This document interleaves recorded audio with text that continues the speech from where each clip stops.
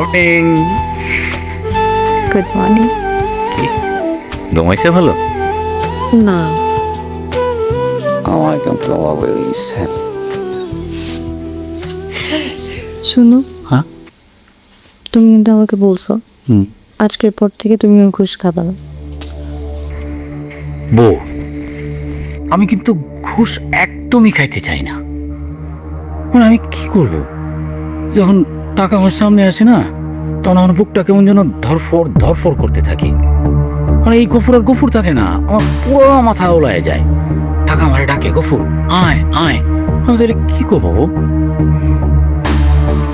এরপর থেকে যখন তোমার এরকম মনে হবে আমার কথা ভাববা আর মনে করবা যে আমি তোমার পাশে আছি, তখন দেখবা জীবনটা কত সুন্দর। আরে জীবন তো মাত্র শুরুই হইল আজকে থেকে।